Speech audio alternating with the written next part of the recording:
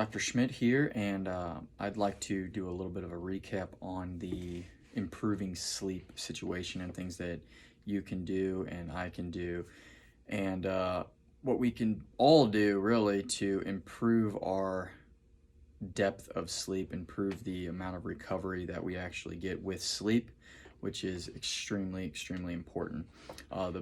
The number one factor is the light exposure. You want it in the morning, especially direct sunlight exposure.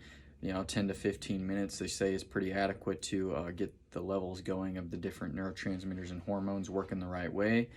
And then in the evening, you gotta niche the lights, man. You can't have exposure from your phones, your computer screens, the TV. You got to get in a habit and a routine of doing something other than having light being exposed to your retina, which is tricking your brain that it's time to wake up and it's time to be active. You cannot do that. The next thing is temperature. You want to warm yourself up in the morning. You can do that by a quick extreme cold shower. You can do that by working out, getting out in the hot heat, getting warm anytime, anywhere. In the morning and midday, and then in the evenings, you want to make sure you try to cool your body temperature down a little bit. How you can do that is avoiding toxics, chemicals, and stuff like that, like alcohol, drugs. They're gonna warm your body temperature up because it's a toxin, and your liver has to work through all that stuff to get it out of you.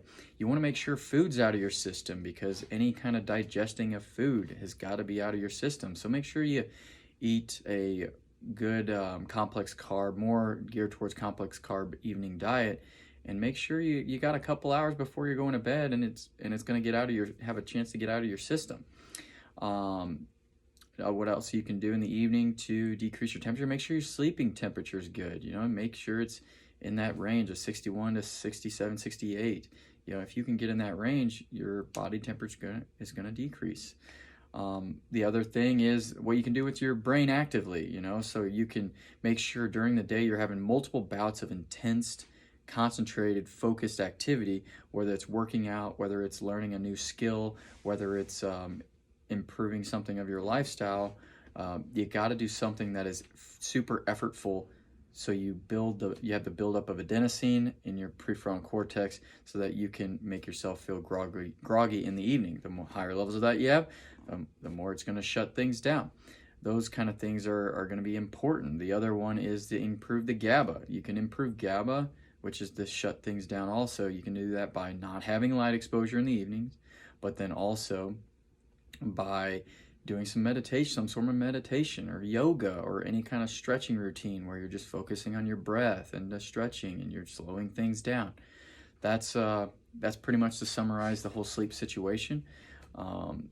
Now I think we're actually ready to move on to the next topic, so thanks.